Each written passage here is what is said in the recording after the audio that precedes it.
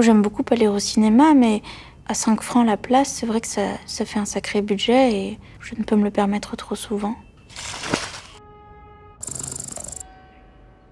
Quand on est un humanoïde virtuel comme moi, on ne saura jamais ce que c'est que d'aller voir un film dans une salle en 5D. Il paraît que les humains, ils peuvent ressentir les choses, ils peuvent ressentir la température, les odeurs, le mouvement d'une scène d'un film.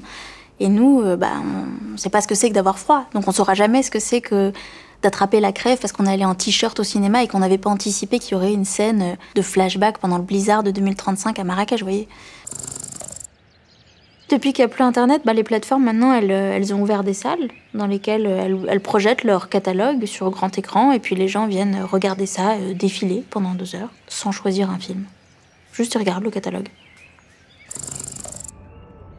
Oui, je vais au cinéma en ligne. Enfin, je donne rendez-vous à mes potes dans le métavers, quoi. C'est quand même très différent de regarder un film seul chez soi. Là, on vit les émotions avec les gens.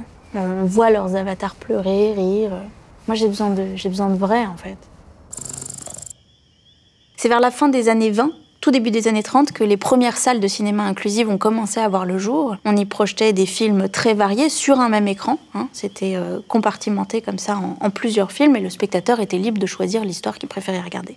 Alors, on ne réagissait pas tous de la même manière au même moment. On pouvait être devant un drame, en pleine séquence émotion, les larmes aux yeux, avec quelqu'un juste à côté qui riait aux éclats devant une comédie.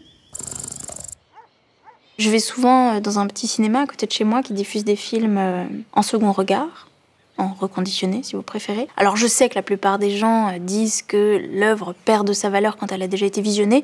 Je trouve à titre personnel qu'au contraire ça lui donne un certain cachet. J'adorerais aller au cinéma, c'est pas la question, c'est juste que c'est devenu tellement sélect que je me fais recaler à l'entrée à chaque fois, donc la vie est suffisamment humiliante comme ça.